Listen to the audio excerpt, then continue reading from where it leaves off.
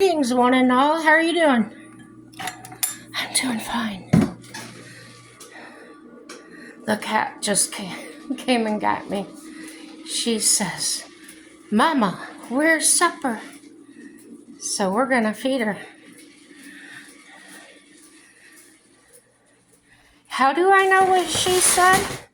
Oh, because if you have animals, you can speak all their languages. Sit you down.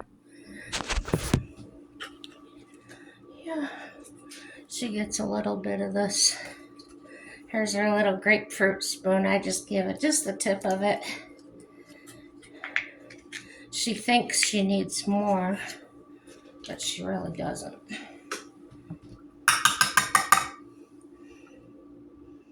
Now let her lick the spoon, because she likes that gravy. Here you go. It's okay. It's okay. Here you go. What? She always waits for me to say okay, but this time it was more of hesitation, I think, because I moved her food dish a little bit. What is going on here? So, how y'all been doing? How are you, Columbo? Staying out of trouble, I hope. Where are you at, Jen? You don't say hi to me anymore. Sherry, are you watching? I think I'm gonna come see you. Mike and I are still thinking about going to Indiana. I've been looking around for work, and there's an awesome job there in Indianapolis, and they want me. They actually contacted me on Indeed, but the catch is I have to move back to Indiana. So, you know how I feel about that, my friend Sherry.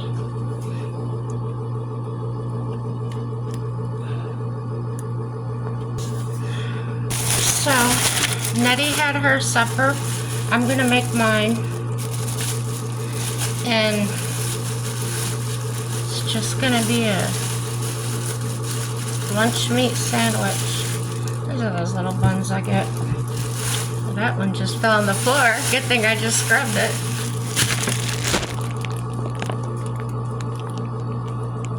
Oh, it went way under there.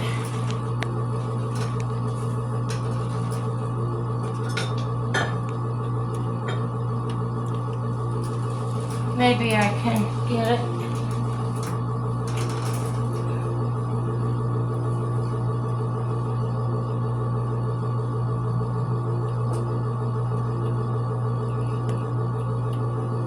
But it was really under there.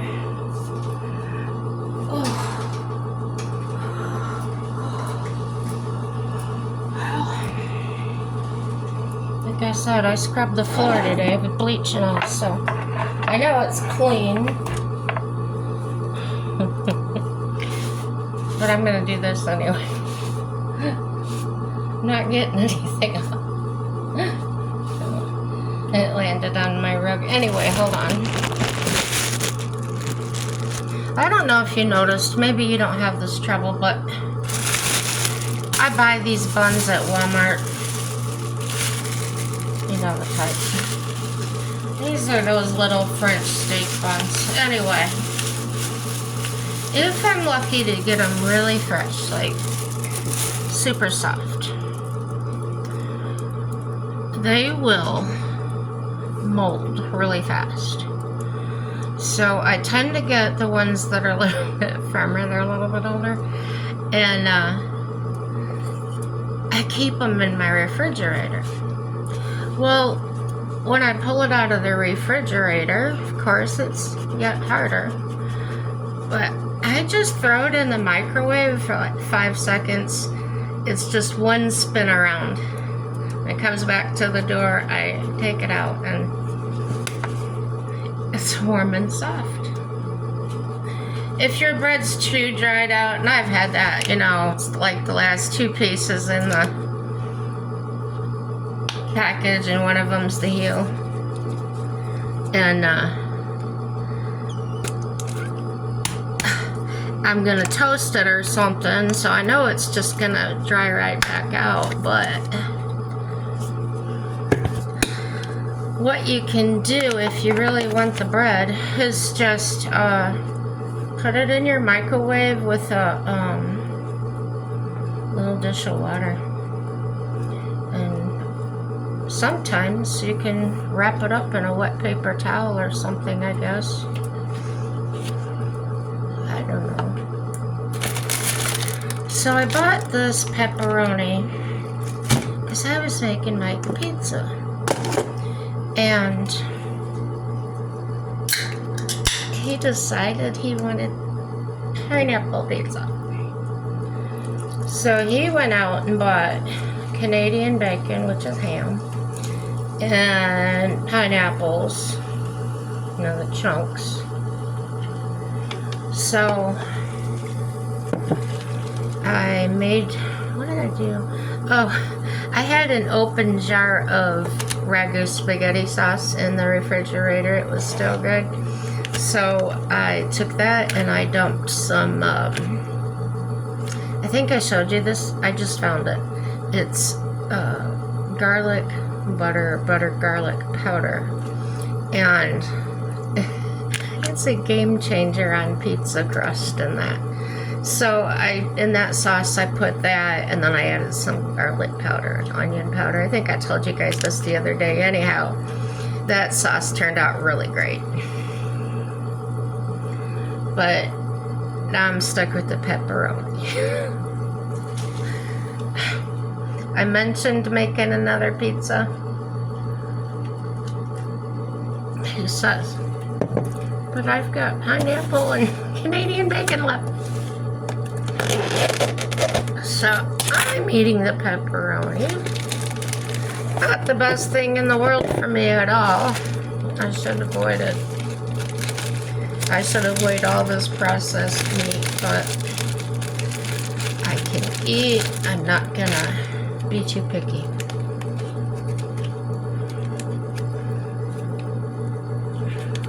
I wasn't eating anything like this before because I thought it was unhealthy, but dietitians suggested I get more protein in that, so that's what I'm doing, guys. So that was a little bit of turkey. I just buy this combination pack. I don't like turkey. I really don't. Oh, Oscar Mayer has turkey in the round package, you know, like bologna would come in. And it's not the smoked kind. I think it's oven roasted. It is really good to me. It tastes really good to me. So I do like that turkey. Once in a while, the prices are really good on that stuff. Other times it's not. So whether I have it or not, it's a hit and miss. Oh, I told you guys I was gonna report back on that new new to me website where I ordered stuff from. That I said the page in that might be kind of shady because it looks like generic, and their selections aren't like, it's not like Amazon or something where you can just go buy a bunch of stuff. Their selections are very limited on what they have. But I found my drinks on there, Mike's drinks, energy drinks, for, if you've ever bought Amazon in the cans, it's how Amazon drinks. We like that. It's in the yellow can. It's Energy RX. And it's always 99 cents a can. You go in a gas station, in a convenience store, it's 99 cents. So We actually subscribed at one time to have it delivered regularly from Arizona Beverages, and it was way expensive. It was like $40 for 24 bottles, so that didn't last long. And so anyway, I was checking out this site and everything, and they had 99 cents a bottle, but you could buy a 24 pack for $20.64. Makes sense to me. So anyway, I went to this new site and I ordered it, and as you guys know, I was kind of iffy on it because I just didn't know, and I got it yesterday. The other part of that order is not here yet, but they have sent me emails letting me know that, give me the tracking number. They're sending it from Pennsylvania through the United States Postal Service. So that's the way that went. So I don't know if it's just a startup, if they're, I don't know what it is exactly. There's not a lot on there, but when I emailed them, even on a weekend, they emailed me back.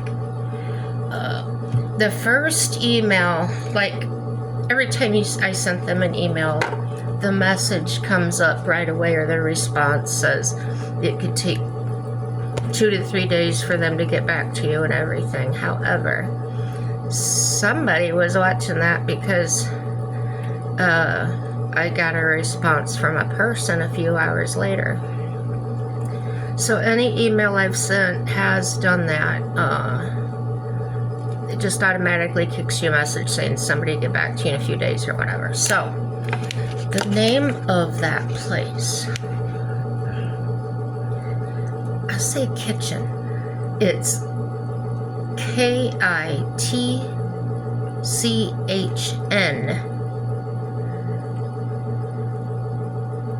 I can't remember the name of it. Anyway, I couldn't find an app for this thing. I couldn't find a homepage. And if you type in kitchen, like, all these things come up that aren't even related to it. So there was lots of flags there. I was thinking, man, I'm just throwing my money away or whatever. But no, it was really, I mean, even their icon is kind of fuzzy, like, but it was legitimate for me. So yeah, if you want any more information on that place, I'll send it to you. It's I haven't had a problem. Seems like it's taking a little bit longer than, yeah. I haven't counted the days. I've just been not worrying about it because I was on the fence, like, well, I either lost my $60 or whatever. So I did end up going on Amazon, and it's telling you about our bed situation. Mike needs a mattress for his frame, and spring popped up in mine, and I had been looking for new mattresses for a bit now, and the name of my mattress brand is capital T, capital Q. It's like SI or something like that. But the capital T, capital Q is what reminds me. Anyway, I had gone back 2 years in my previous orders because I wanted that mattress again. And out of stock. So I went to the company website and they said no longer available. So I'm like, great. So I went ahead and found another one on there, and I put it in my, you put it in your cart and you put it in save for later. So it's been hanging around there for a while. Well, this thing came up with Mike, and I was looking around, and I found the twin bed 12-inch with that brand name on it. and I'm looking at the description, and it's the same description as the one I have. So I clicked on it, I went, and they had it in a queen as well.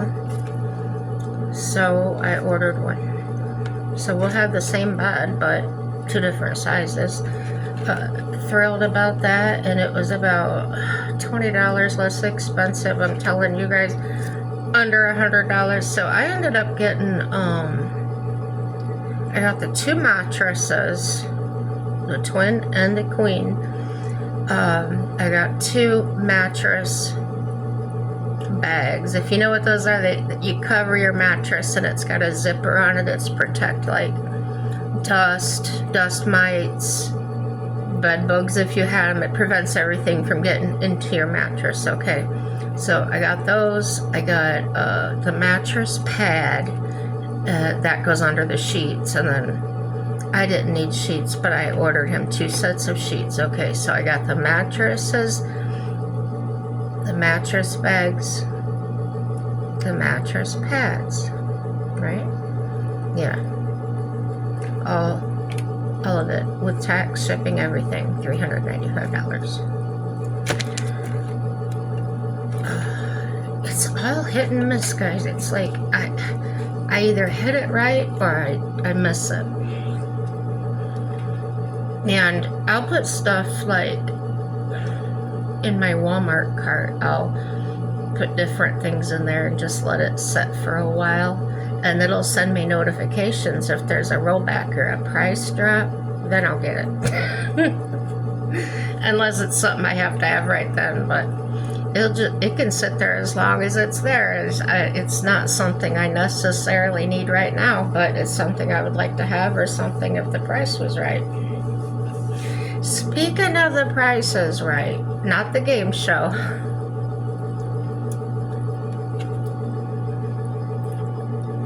That's good.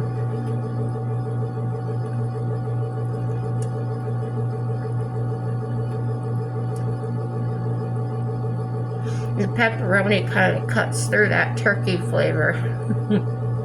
It's good.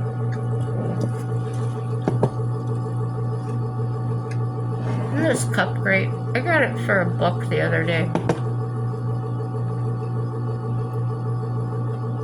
It's hard to find cups with the wide base anymore. They're all like tapered, and they worry me because they're easy to tip. Tap this one, it just kind of wobbles a little bit.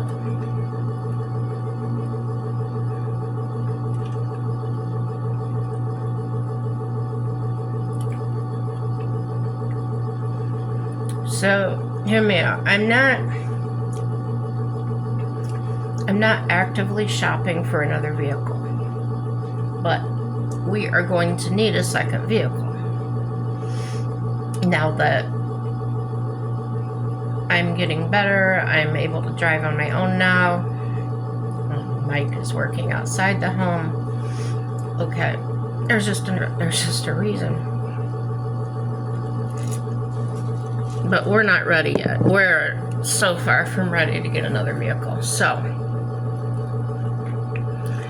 I go on the marketplace, and I've been doing this for a few years, but I did it about the camper too. I just get an idea in my head of what I'm looking for and the price and the mileage or whatever. And I'm not set on a brand. I'm just, if you're shopping for cars, you know what you're looking for, and if you don't, find out. I don't buy a vehicle because it's cute or because it's a certain color. I can like it online, but then when I see it in person, it's got to speak to me. Because if it don't speak, we're not going to communicate. I'm not really crazy, because if you're one of those people, you already know that, right?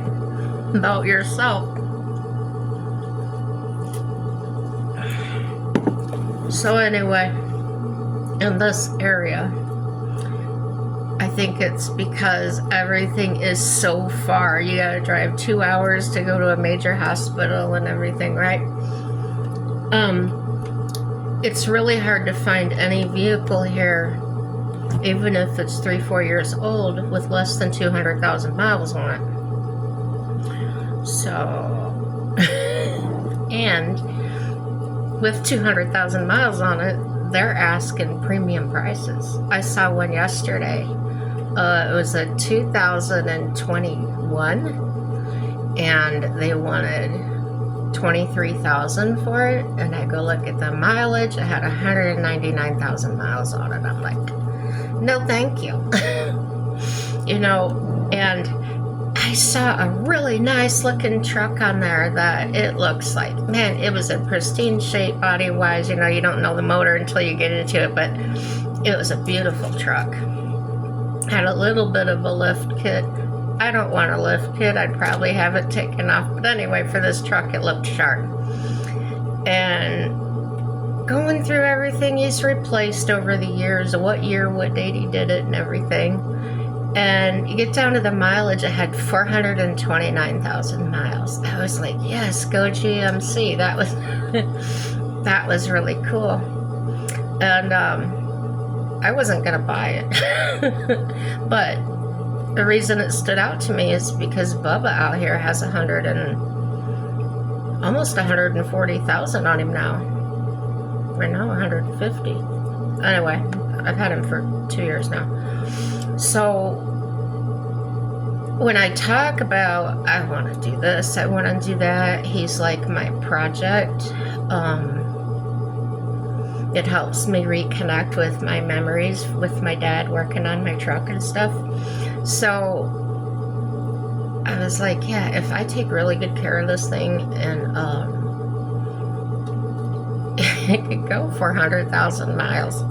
So that's where I'm at. But anyway, looking for these trucks, I gotta get Mike a truck.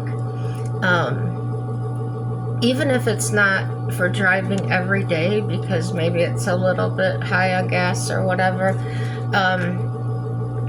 Everybody, I used to think my GMC Stepside had a 305 in it, and that was a good motor. It was a great truck. It was just really old. It was a 78. There was nothing wrong with it. And, but I only paid $400 for it. Yeah. Let me see. So, our camper's small. It's only, well, it was 1360 was the weight. 1,360. It's a single axle. And that was dry, you know, with everything in it. Now, we've removed everything out. Like, basically just gutted the insides out. Not the floor or the walls, because it's in good shape. There's no leaking or anything. So, in my opinion, we could get by with a 6-cylinder in a pickup truck. Do want a full-size. Mike and I would prefer the short bed, because, you know, a long bed is just like trying to park and everything is just really inconvenient. I had one before. No, thank you. Especially if it had like a double cab or something. That's like trying to drive a yacht, right? Land yacht. So anyway, I'm going through these ads. And I find this Mustang. It's a 1971. It's jet black. It's got the white stripe on it, like looks original. It's redone, but it made it look original. And under the hood, and they had it running, and it was like, oh my word, this thing was excitable. And they were only asking $51,000 for it. Isn't that a bargain? So that's what I do. I daydream. I go through all these vehicles and stuff on Marketplace, and some are really junky and you wouldn't give a dime for. But like they're, you know, I don't mind buying something that maybe needs, it could be little work, a lot of work, but dang it, I want the person to be honest with me. Don't tell me like, okay, I'll tell you this. If an ad says new tires on it, you better have the old ones sitting there for me to see. Because my dad used to tell me, whenever somebody tells you that they got brand new tires on it and try to sell that to you, that might mean something's wrong underneath and it wore the tire a certain way and they didn't want you to see that. So, oh yeah, and I've known of stories where people have told me they bought a car and the transmission was packed full of sawdust to keep it tight. All kinds of things. So buyer beware. I just grew up with that, and I just really leery about buying used cars. So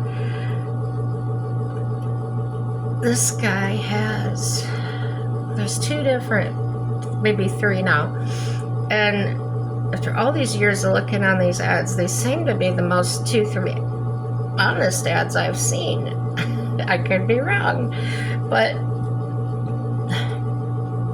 the one has this really nice looking Ford truck. It's 2008 or something. It's not new by any means, but it's really good shape. Just starting to get a little surface rust on the yeah, that thing. I can't think of it. Anyway, the part underneath the door, I really know what it's called, but anyway, it's literally just surface. Like, it's white paint and you just see the spots of rust coming through, like really far from having holes.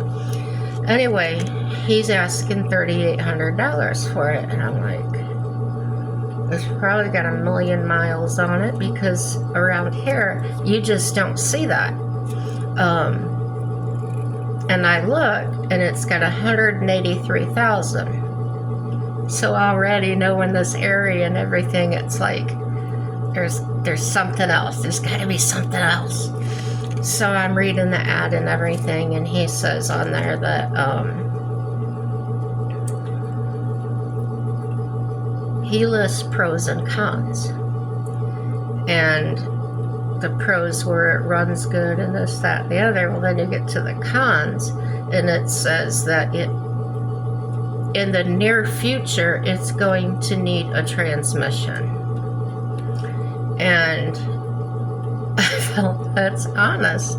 I felt like, well, you've got it priced accordingly. However, the way I think, I mean, that ad's fine, there's nothing wrong with it if you're good with vehicles and everything.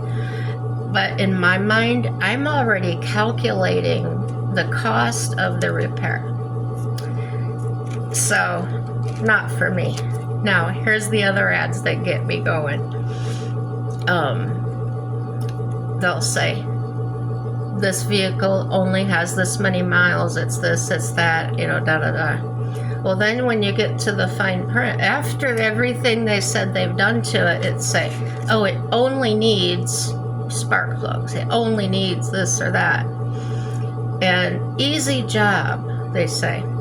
And all I can think of, if you're gonna go put all that in there, why didn't you just put it on and then sell it? Like,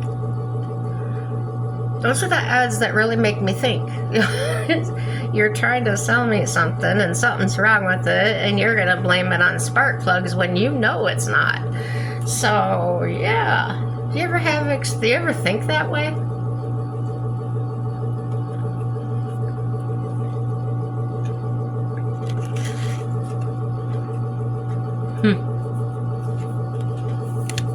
Even with dealerships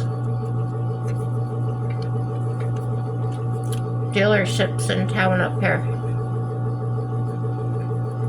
they're all owned by the same people. They got Toyota, they got Ford, they got Chrysler, Jeep, GM, all of them.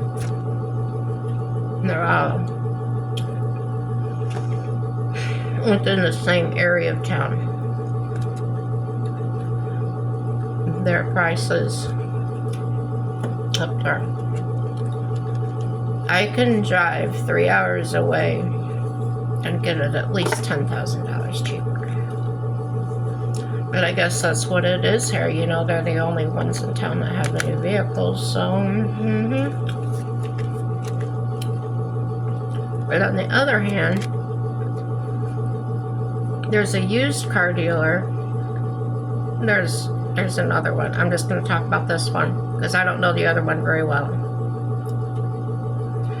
This guy has got a relationship with all the banks, and if you're on the cusp, if you're, your credit or whatever, he'll sit down and call the banks for you. There's none of this apprehension of, I gotta go ask for a loan and I don't want to be denied, or I'm afraid I'm gonna get denied. Yeah, he just does that, and he acts like the go-between if you want him to. Or you can do it your own way, or you can pay cash for it. But his prices are decent. They're really decent, but to me, they're still a little on the high side for what you get. But there you go. Is it worth the customer? Is the customer service worth what you're paying? Maybe $1,000, $1,500 more than you think it's worth. It was worth it to us. We were in a bind one time. Mike had just started the job. We had no money, and this is when we had no money, no car, anything. We had just gotten here, and he was walking back and forth to McDonald's. I told you all the story, and he went to this guy. He walked up there, which was quite a hike, and the guy told him, he sent him this beater that he had sitting on the back for $600, and he let Mike take it for $250 or $200, whatever it was. So Mike had enough money to give him that, get the insurance, and get it registered. And it was 93 or 94 Ford Thunderbird. It was a beater with a heater, let me tell you. And it had a thing. We kept having to go up and have something reset on it. Well, that mechanic got tired of seeing us, so he finally just disconnected it or whatever he did.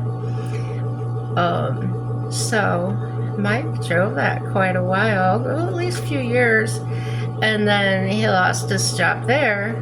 This was years later, and we sold it, and we ended up selling it for $650. So there you go.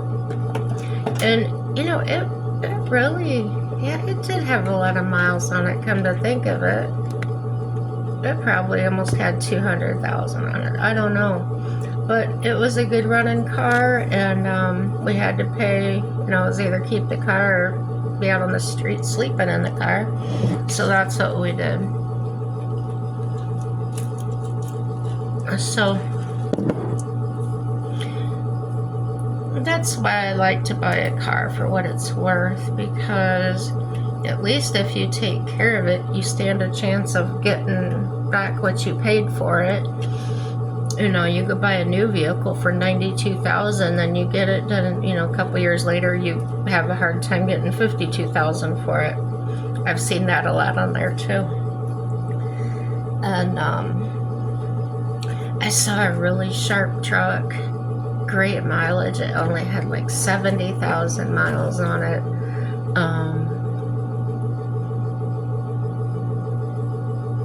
The guy's dad had it, and he upgraded to something else. So he was selling this truck. It was a 2011 Ford F-150.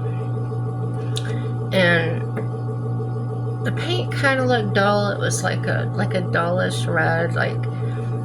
Paint looked a lot older than the vehicle did, but it's probably been sitting outside all this time. And then when they were listing everything going on with it, the repairs were super minor. The passenger window came off the track, and it was just stupid stuff. Not stupid, but you know what I mean, piddly stuff. And he was only asking $8,300 for it. So $8,300 for an old vehicle with 70,000 miles on it. I probably would have paid that. No problem. I've got a mechanic. I have everything checked out before I buy it. But anyway, that's my topic for tonight. whatever. So, yep, on my sandwich, I put the ham and the turkey and the pepperoni and a piece of provolone, slice of provolone. That's good. Got my Coca-Cola. Yeah, shot in my hand. School is going well. The job search, I've had a whole lot of interviews. Some of the applications I send in, they send back. I need to send them a video, so I've been doing that. I've had Zoom calls, interviews, and I'm at this stage with almost. I think there's only been nobody's gotten back to me that I interviewed with. No, they haven't. I'm probably going to get a whole lot of phone calls here in the next few days or texts or something. They're already bombarding my email. But anyway, that job in Indiana, it's a really good job.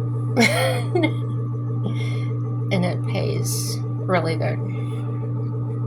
And it's by Indianapolis, which I've driven around Indianapolis, never drove through it, never drove downtown, and I'm kind of afraid of great big cities like that. So I'm going to have to find out the deets, because Indianapolis, gosh, that could be like miles around it or something, not necessarily downtown. But it is an incredible job. It is is it work from home? It's hybrid. I can work from home part-time. It's just their catch is you have to live within 2 or 3 hours of Indianapolis. So evidently you do have to show your face now and then. I did apply for that librarian job here. Kind of want that. It's just part-time, it's easygoing, it's quiet in there, except the school is next door, so the kids are going to come in there yelling and screaming, right? But that'll be fun. No matter what, guys, everything's going to work out for our good. It really will. And stay on the sunny side. Ice melts in the sun. I love the ice, but if you don't, stay on the sunny side. It'll melt. Have a happy day. Bye-bye.